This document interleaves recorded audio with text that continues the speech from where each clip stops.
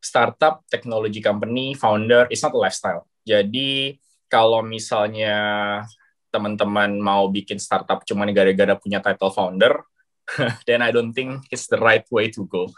Jadi I think kayak tadi bilang, single founder apakah baik atau enggak, I mean to be very honest, nggak ada yang baik yang buruk, tergantung. Kalau emang lu pengen dan lu bisa, ya udah go ahead.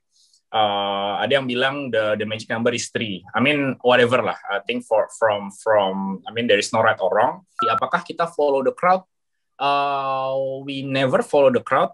I think it's a lot of noises. Yang kita lihat adalah we follow what the customer needs. Bukan berarti chasing valuation is bad. I think we are in a world where valuation does matter. Tapi paling penting lebih kayak jangan sampai bohongin diri sendiri lah.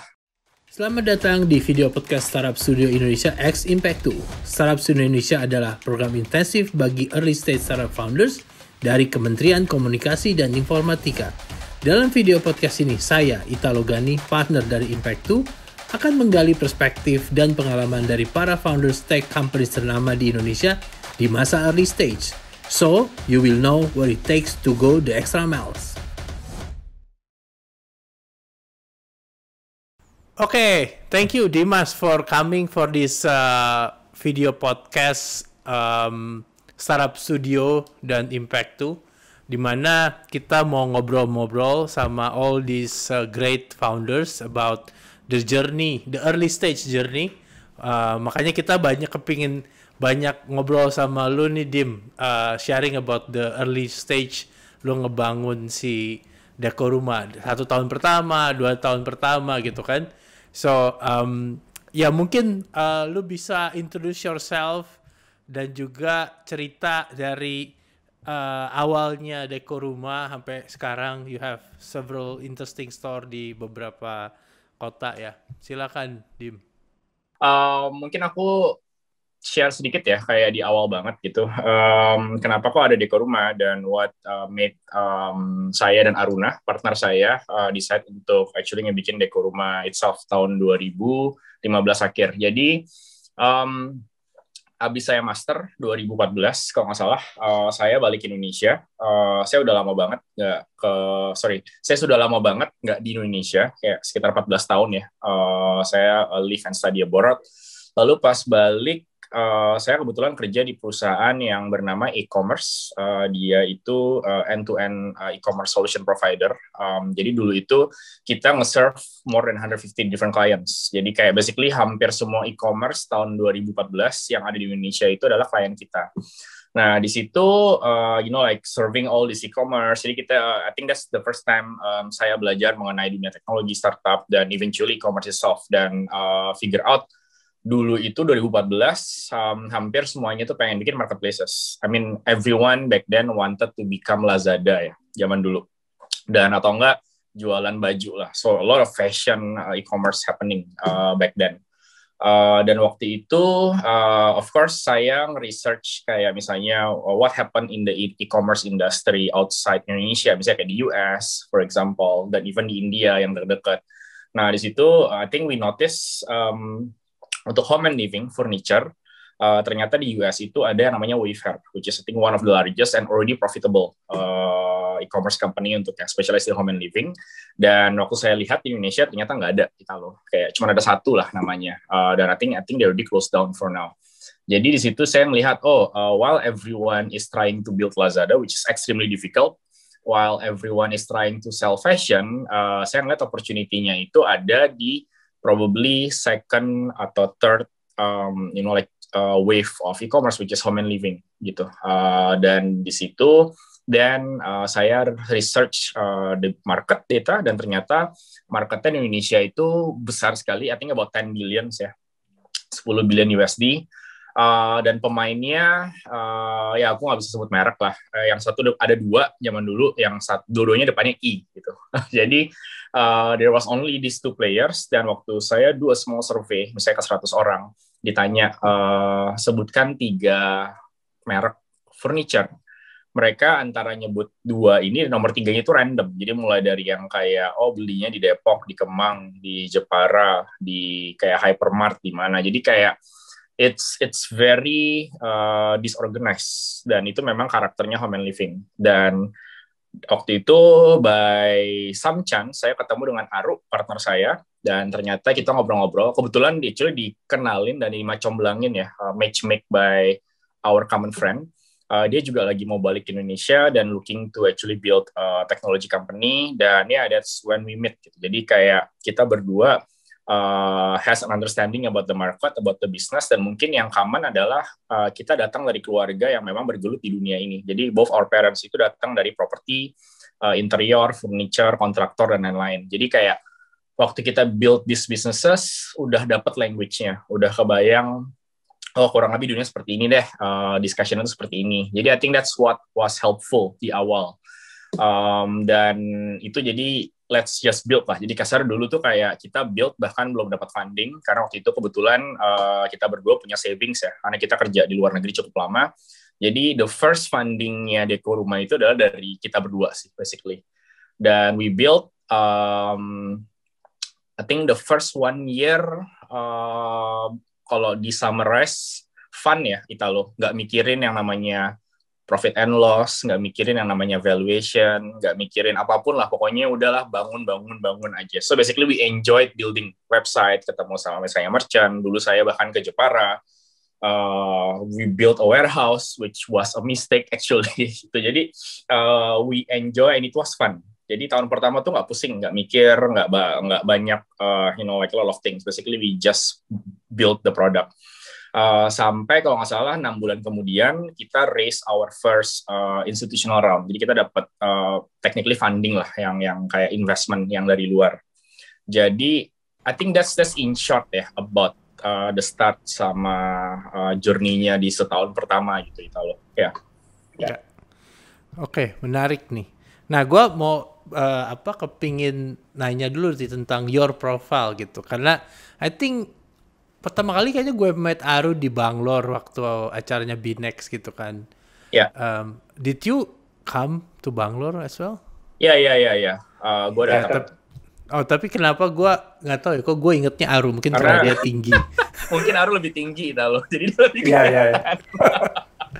Nah, but after that we met and gua ngobrol, dan I can feel that energi lo sama Aru itu menarik lah. Sama Aru super CTO gitu. Lu juga tahun lalu lu lagi coaching. Wah, ini gue baru selesai demo nih gitu kan. Wah gitu kan. So those kind of energy of a founder, startup founders gitu kan. So boleh cerita sebenarnya what it takes to become a founders? What it takes to become a founder? Good question. I don't really have the right answer karena setiap founder beda-beda. Mungkin yang aku bisa share itu dari pandangan gue ya. And probably the next question is like how or when do we have to find the partner and how to find the right partner.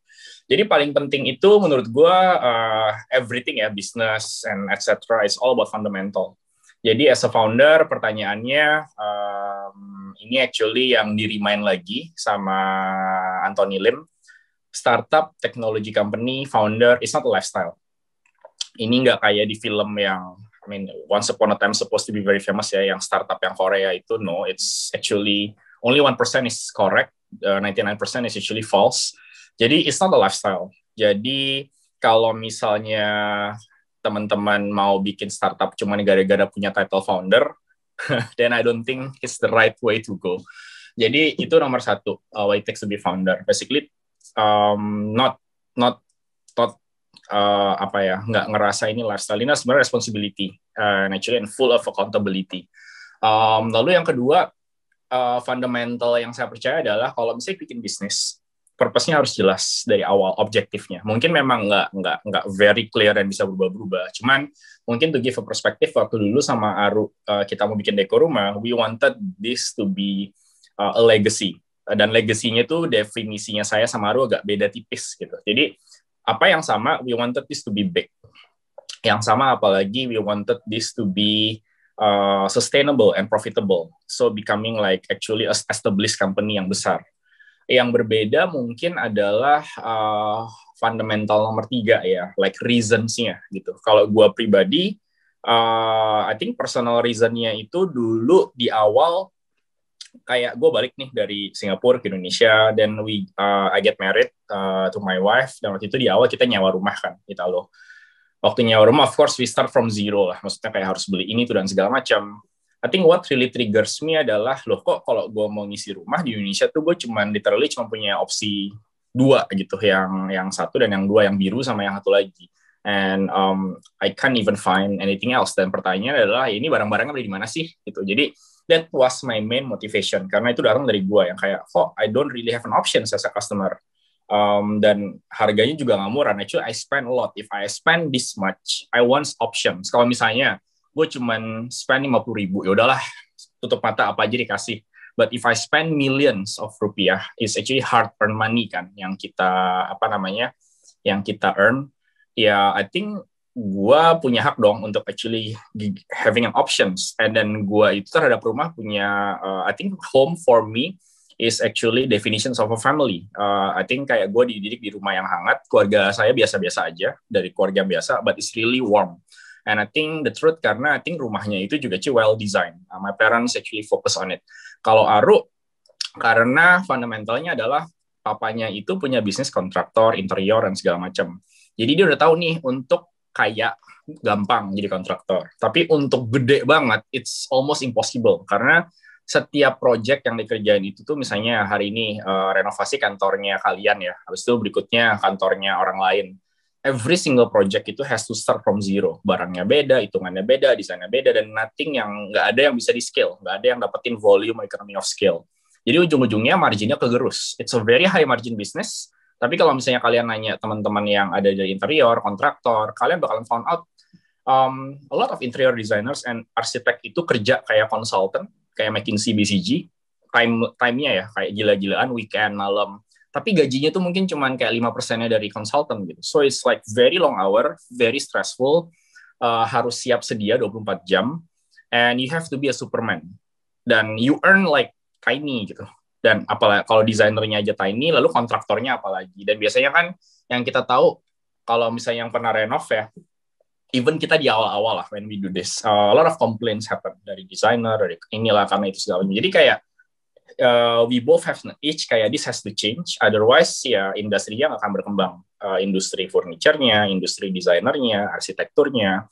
Dan kita ngelihat, dan I think that came into a vision gitu, yang menurut gue fundamental nomor 4. Jadi kalau kalian bikin bisnis, you have to get the vision, yang mungkin di awal sulit untuk di-communicate atau di-verbalize, tapi you kind of have a get understanding. Lu tuh bikin bisnis, jualan sesuatu buat apa sih? Vision kita adalah mau bikin rumah impian jadi kenyataan. Dan I think that's where everything comes in. Jadi menurut gue, 4 hal itu sih Italo, yang what makes a founder ya, menurut gue gitu. Ya, menarik banget. And your statement, this is not a lifestyle. Ini benar banget. Dari tahun lalu waktu that drakor movie startup keluar, apa sih? Sampai sekarang di Netflix gue belum pernah play gitu kan. Everybody, ini kayak itu. Tapi gue bilang, udah deh, kerja deh, jangan nonton drakor gitu. Kerja, exit gitu. Jangan kerja drakor gitu kan.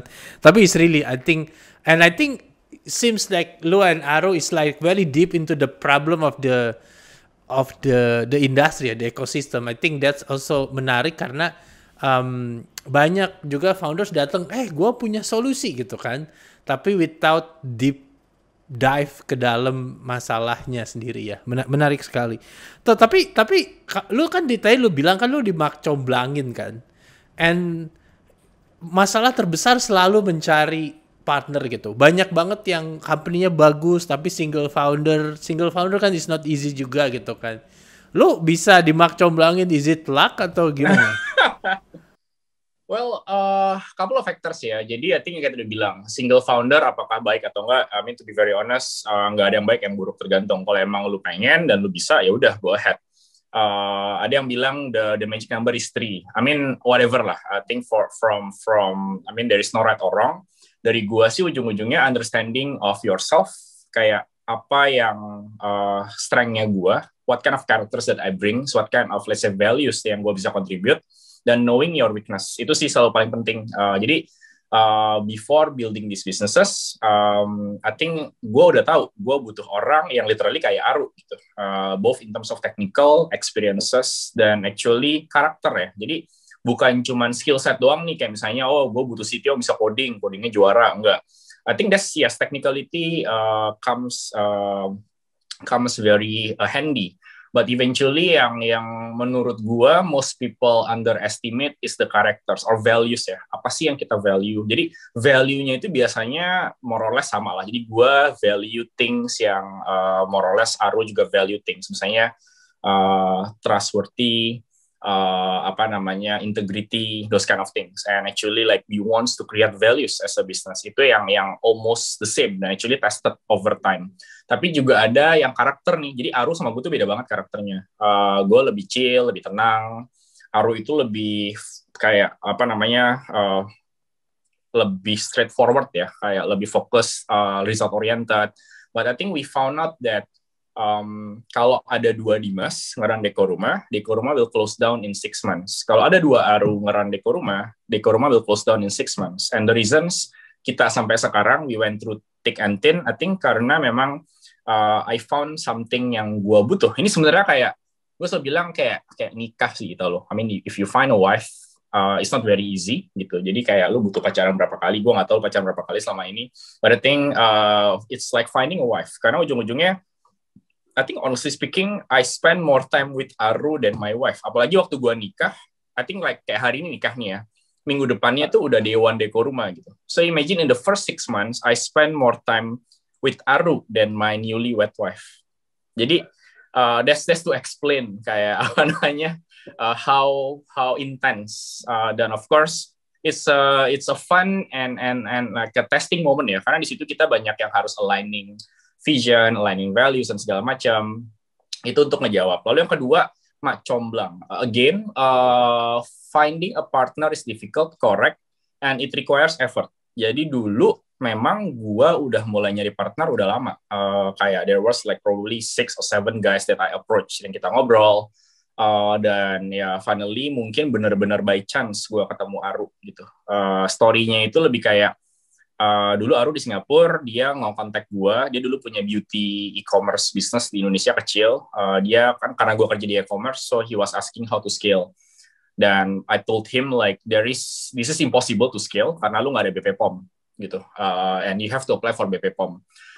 But again like I think at the start gue tuh bahkan nggak mau spend waktu sama Aru lagi karena dia bilang minggu depannya mau ke Jakarta mau ketemu lagi, dan gue bilang kayak I'm not going to spend like 1 hour telling you the same thing, basically dapetin BP POM otherwise bye bye gitu. But I think like we had like a common friend, Brian dari Circlo sebenarnya, that's actually our Comblang.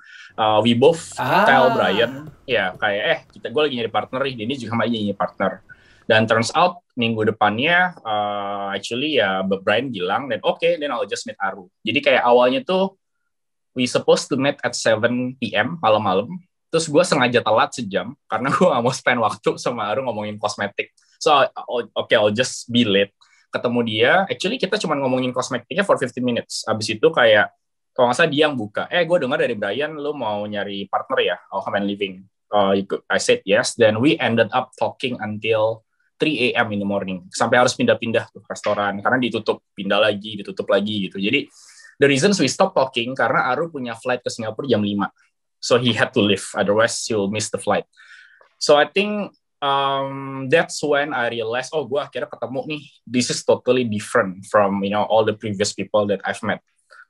And the fact kayak ini orang baru pertama kali ketemu and we can continue chat forever, it's a good indication ya. Ada yang namanya kan aeroplane test tuh, kayak lu ditaruh di pesawat, lu harus duduk sebelah orang for like 8-12 hours. Can you have like a constant conversation for the entire flight? I think that's a good test for you to find whether your founder is fitting to you gitu. Karena ujung-ujungnya dimacomlangin, lu nyari, dikenalin, but kalau misalnya memang kayak tadi ya values, vision, objektif beda banget, even karakternya nggak cocok, it's really hard, balik lagi karena it's a lifestyle. So there was a lot of fun moments, but there were many difficult times juga yang itu requires konsistensi ya in both of what values lah, objektif dan lain-lainnya. Gitu sih paling kita loh. Yeah.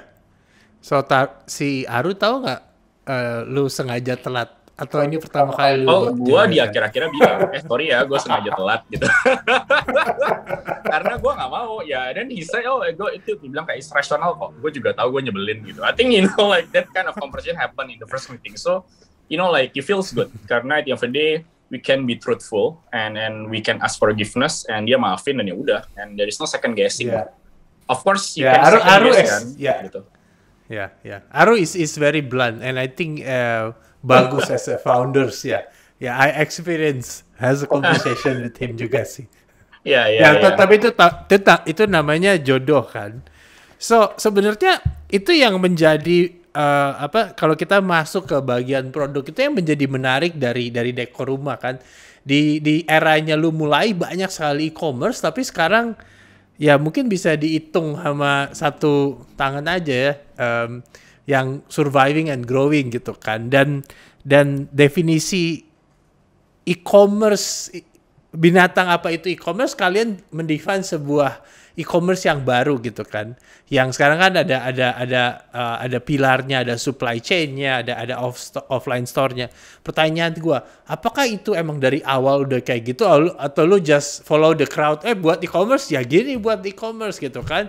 Terus suddenly you guys mulai evolve atau gimana setahun pertama gitu? Sure. Jadi the first year as I said kita literally copy Lazada/Wayfair model dan all my knowledge dari e-commerce, all Aruna's knowledge from he actually built a marketplace beauty di Singapura. So basically when we started gimana ya bro? 2015 itu like e-commerce juga umurnya baru 2 tahun kan. So back then if someone say I am the master of e-commerce probably it's not true gitu.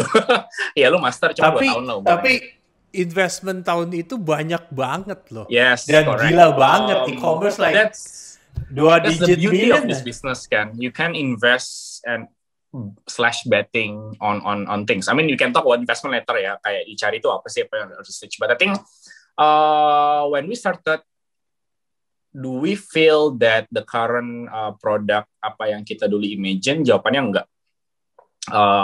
Apakah jauh banget juga enggak. Apakah kita pernah kepikiran? Iya. Tapi memang dulu grand plan-nya nggak kayak gini gitu. Nggak sekarang lah.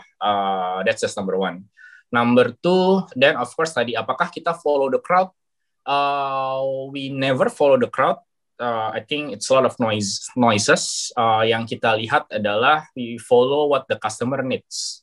Yang penting itu needs dulu, dan I think baru wants ya. Defining these two is actually very difficult and very critical in the to begin with, karena gampang kutukar-tukar dan sangat-sangat subjektif ya. Lalu yang kedua, dan crowd-nya yang kayak, kan lu pernah denger lah over time, ada zaman dulu O2O, habis itu apa lagi? Fintech, social commerce. I think we went through like multitude of different teams every single different years. Ada yang mobile first, apa segala macam. We take that, dan itu bukan cuma di Indonesia loh, kita loh. Actually we listen to like other countries kan, India, US, China. I think these three lah mainly.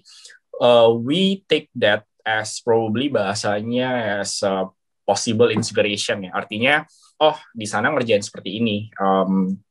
Dan we always apply. Menurut lo, apakah ya ujung-ujungnya we just want to figure out customer kita tuh butuhnya apa di tempat sana itu udah ada yang ngerjain nggak, dan is it actually working, operationally sustainable, operationally works, atau juga masih R&D. Jadi if something that it works, then we will apply, karena I think operationally jalan, business wise jalan, then it's something that customer needs, then of course kita apply. I think that's how to define noises and like what the customer needs and wants. But it's actually easier untuk ngedefine noises. Gampang lah, nggak usah don't follow the crowd gitu. I think define your own game. Itu yang sebenarnya advice yang kita dapat dari our first investor gitu. And it's still true until now. So kita waktu di invest pertama kali, our share investor lah. Actually the only thing be next ya, Dirk. Just define your own game, play your own game. I think that's still true until now. Jadi kayak jangan dengerin yang lain, play your own game. You probably know better than the rest because this is your customer, this is your field, and it's actually you are in a niche category yang requires a different treatment. So I think that's fundamentally yang kita follow sampai sekarang. Lalu berikutnya kayak then how we actually evolve. Balik lagi karena kita We adapt to what the customer needs, dan kita juga melihat matrix-matrixnya. Mungkin yang significantly berubah itu waktu 2018 ya. Jadi waktu kita mulai kan 2016. Basically the first 1 year to 2016 sampai 2017, we were just simply say building products. We thought it works and injecting investment to the things yang we thought it would work. But turns out things went quite bad di 2017. Jadi 2017-2018 itu our top line grow.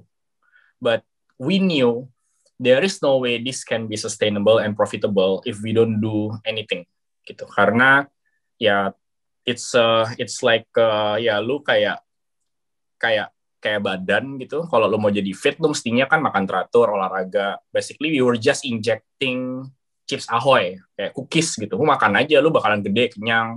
But then suddenly a lot of fat happening in your body and the system. So we figure out there was things that we have to change from the perspective of the cost structure.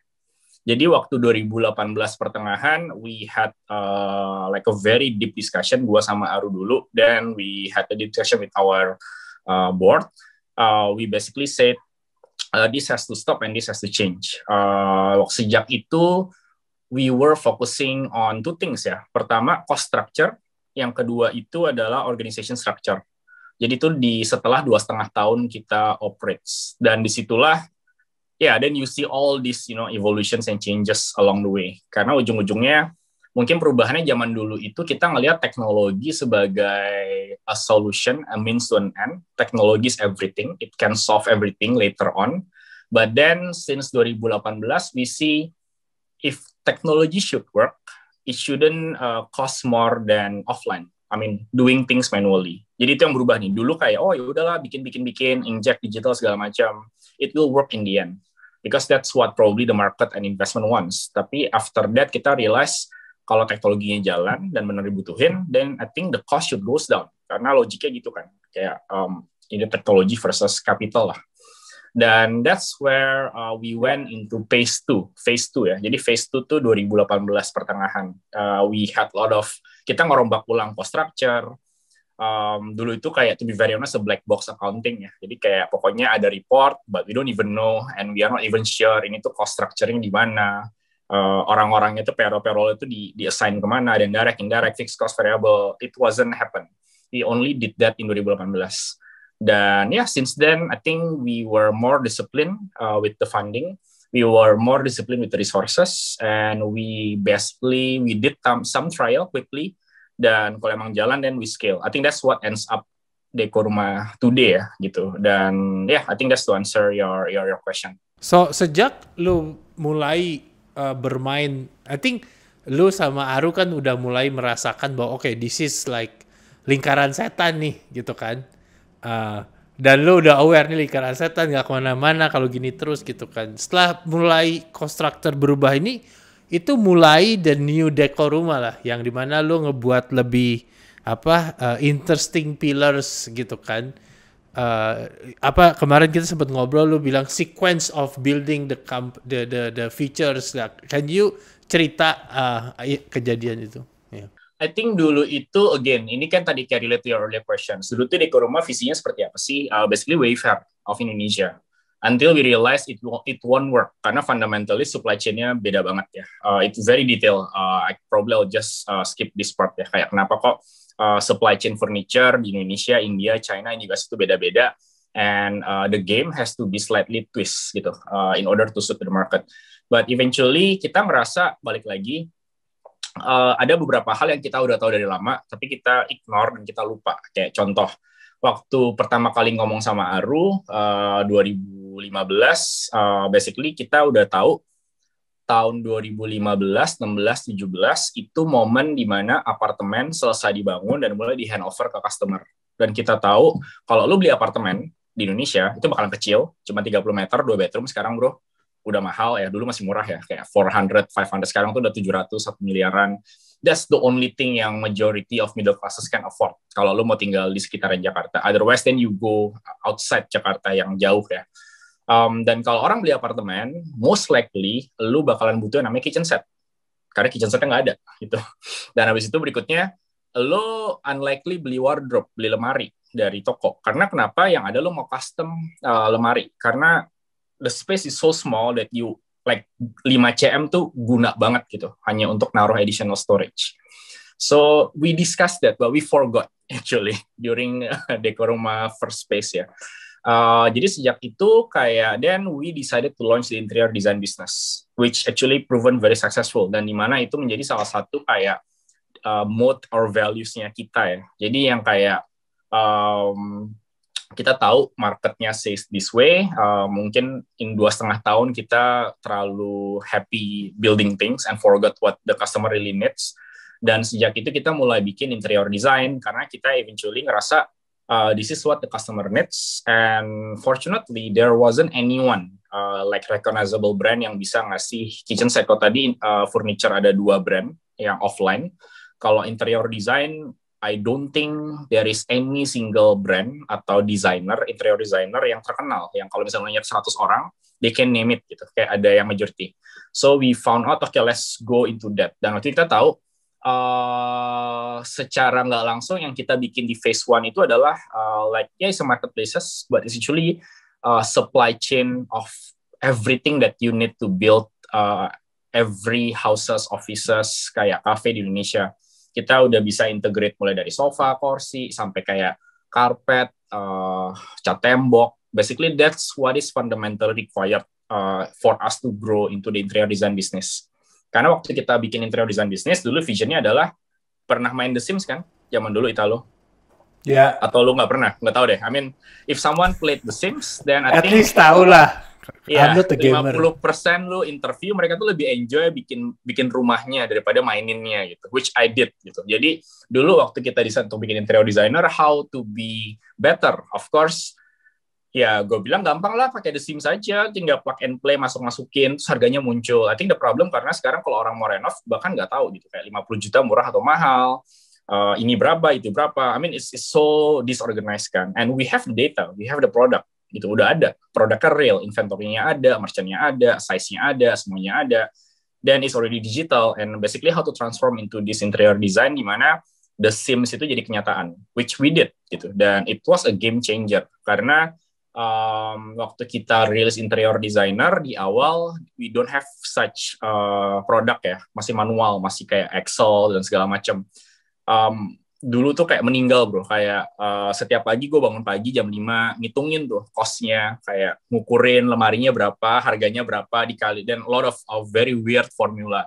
It's crazy. Jadi kita dulu tuh cuma nge-handle 20 project concurrent, dan gue harus bangun pagi-pagi. Kenapa kok gue bangun pagi-pagi? Karena gue mau tahu gitu, kayak how to build the product based on the existing flow yang ada di industry. And dulu kita nggak punya luxury of hiring, product manager lah ini itu. I mean, we were still cash strapped basically as a company.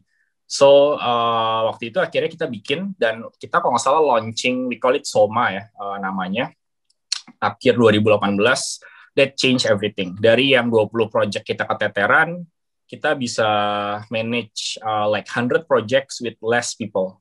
Dan sekarang itu we are doing like 600 I think concurrent projects easily ya. Maksudnya imagine mulai dari desain, hitung harga, project management.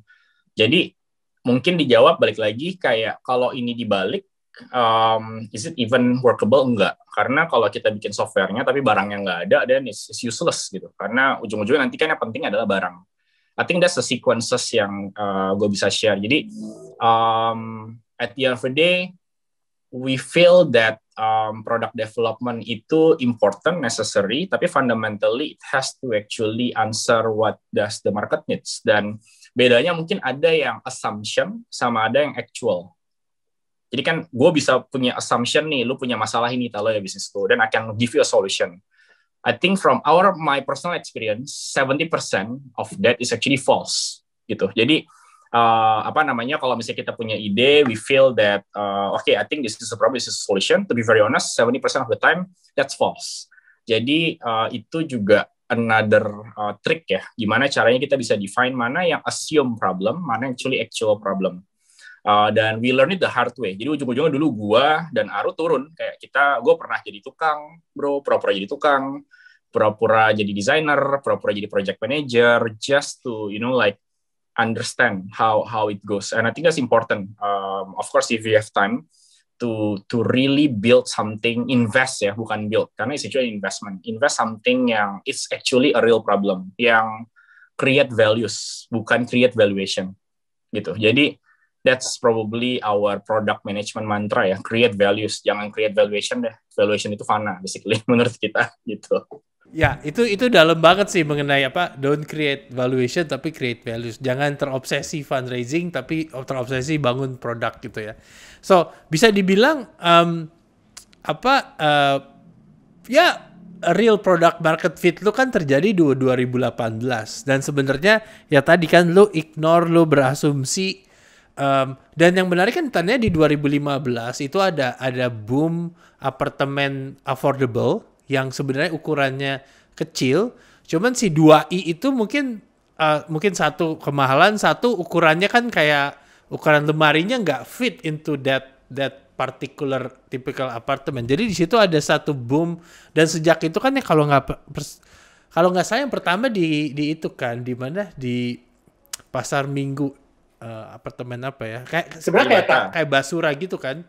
Yeah. I think we had that project Green Pramuka sebenarnya. We had kita build 800 unit ya so far di sana, yang fitting into whatever gitu, up until now. Yeah. Benar-benar.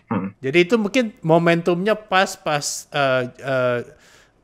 buying power, GDP sama apartemen datang dan situ masuk sekali itu kan how you guys fit into the ecosystem.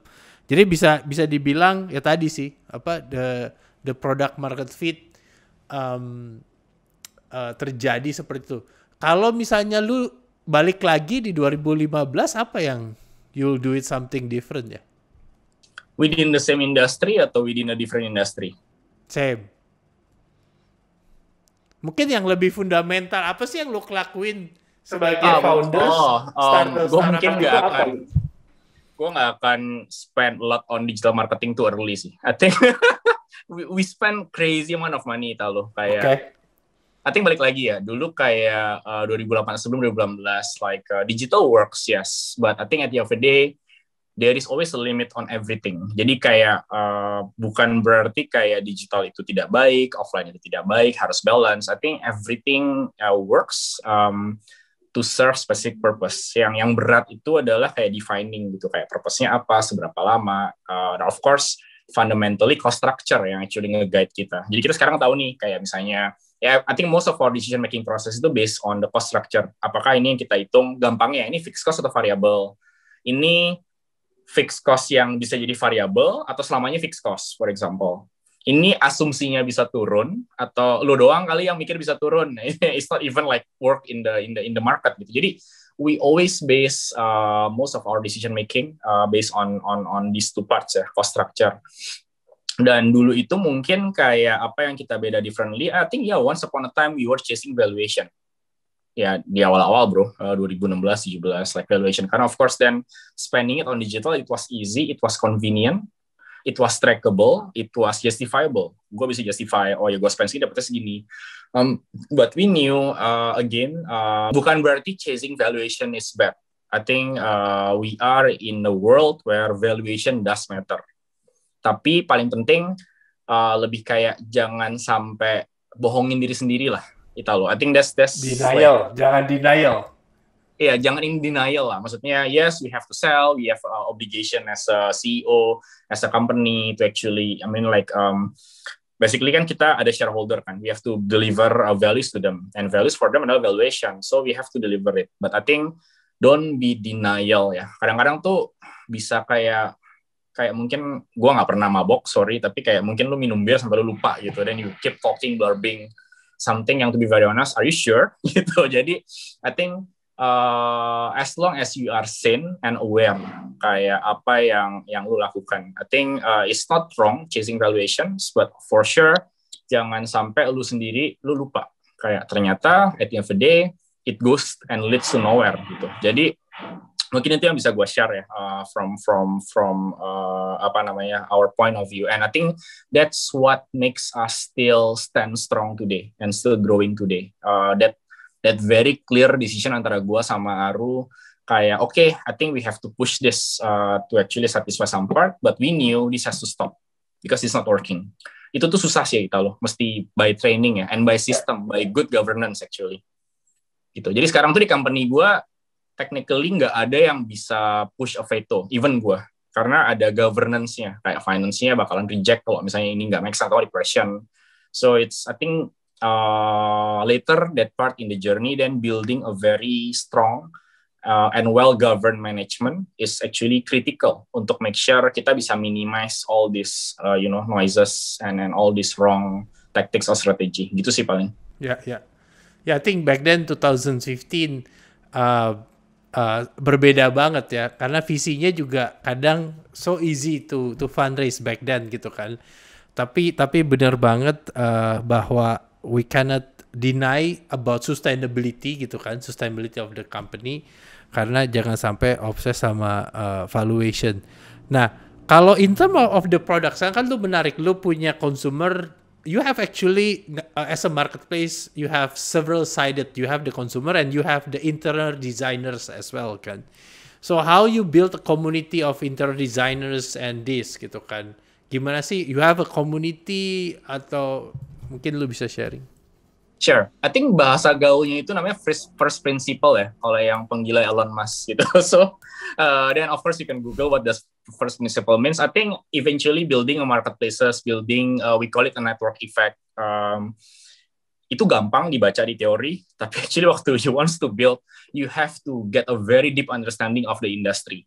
And it's okay for you not to understand it before building. I think you can learn it along the way ya. Karena otherwise kalau lu juga ngerti banget dan lu nggak akan build. Jadi I think that's like a fine balance between both. Tapi dulu waktu kita bikin home and living, I think fortunately gue dan Aru tahu bisnis beginian, fundamentally yang harus diberesin adalah supply chain-nya dulu. Barangnya dulu deh bos, gitu. Orangnya, caranya, logistiknya, sales channel-nya, ininya, itunya nanti gitu. I think we are in an industry where the supply chain causing a lot of inefficiency gitu. Jadi itu something yang kita tahu dan itu true. Karena mungkin bedanya we had that experience from our family. Jadi kayak ini nggak usah di-verify gitu. I think that's the privilege that we have as a founders ya, having coming from family yang memang dari dunianya. So, of course, yang pertama kali kita bikin memang supply chain. Udah supply chain, marketplace. Jual beli barang, make sure. Dulu tuh goalnya adalah gimana caranya orang nyaman belanja sofa. Jadi kayak dulu tuh 6 bulan pertama tuh kita baru jual 1 sofa. Gue inget banget sofanya di Bandung. Gue yang actually deliver tuh sofanya ke Bandung. Gue cuma penasaran ini tuh who the hell buy sofa gitu. Ingat dekor rumah.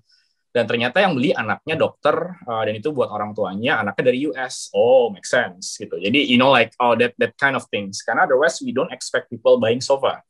Nah, habis itu, there is certain milestone ya, yang kita lihat. I think before going to interior design, kita harus make sure people are already more comfortable buying big piece of furniture online. Kayak beli sofa, beli kayak kursi, ini, itu. Jadi, when we hit that milestone, of course, then there is an opportunity to build the interior design, the people side. Nah, interior design-nya gimana? Jadi sama first principle, kayak as a designer, as a contractor, mereka tuh problemnya apa sih selama ini? Masalah mereka apa? I think we try to learn it, we try to understand it, dan ujung-ujungnya masalah mereka itu sales, nggak dapat leads. Habis itu supply chain lagi. Jadi ujung-ujungnya kayak desainer bisa ngasih desain ke lu. Nih ya Italo rumahnya bagus segala macam. Terus ditanya berapa harganya. I mean you ask them kayak how much does it cost. Yang mereka lakukan adalah then will just crumble apart, mulai ngitung manual, mulai sourcing, dan mereka pusing. Kayak ini barangnya cari di mana? Karena it ends up barang-barang yang mereka pakai itu basically itu dari Google. They just download the 3D, taruh, dan waktu ditanya ini beli di mana, dan mereka bingung, dan mereka harus nyari yang mirip-mirip atau nggak custom, so cost-nya naik. Jadi we knew that was the struggle, dan we had the core ingredient which is the supply chain itself. Jadi tinggal gimana caranya ngerubah behavior-nya dari yang dulu mereka caranya manual, sekarang mereka bisa caranya digital. I think once we knew their main problem and we build product yang benar-benar tadi ya, bukan assumption, like a real problem that they see, ends up quite easy buat mereka actually nyoba adopt coba-coba dulu, adoption dulu, dan turns out memang jalan. Jadi at the end of the day ya mungkin bahasanya adalah first principle ya, kayak finding what does the market really needs and not problems. Jadi kita tuh bukan nyari masalah kok ujung-ujungnya. We find what they need and we provide a solution. So we are not building product to find problems, but actually to solve and provide what they need. Itu sih paling Italo yang gue bisa share. Oke. Mungkin mungkin gini sih, thank you for a very interesting approach. I think we can learn so much how the masa yang 2018 itu jadi masa pembelajaran kalian, masa yang menurut gua kayaknya semua founders harus belajar. Itu hal yang menarik gitu kan. So mungkin kata-kata terakhir dari lu, Dim, advice as a early stage startup sebelum kita tutup video podcast ini. Advice gue, play your own game and create values, don't create valuation. Itu aja sih. Kita lo ya. Yeah, I think thank you Dimas untuk sharing sessionnya. Apa yang journey yang menarik dari Dekoruma. Menurut gua ini yang diperlukan oleh founders, karena Dekoruma dibentuk atas culture dari consumer Indonesia sekali gitu kan. Growingnya property di certain segment gitu kan. Dan ini solusi yang menarik untuk para consumer saat ini gitu kan. So hopefully ini jadi pembelajaran yang menarik buat para founders waktu product market fit, building the product. So thank you so much Dimas untuk sharing sessionnya. Semoga and thank you juga udah jadi coachnya Startup Studio Indonesia dan selalu jadi favorite-nya para founders, karena lu selalu sharing something yang blunt, something yang fundamental about building building values, building core values to an ecosystem. Thank you Dimas. Sure, thank you juga Italo. Thank you. Yeah. Take care, stay safe. Terima kasih sudah menyaksikan video podcast kami. Jangan lupa ikutin semua social media Startup Studio Indonesia.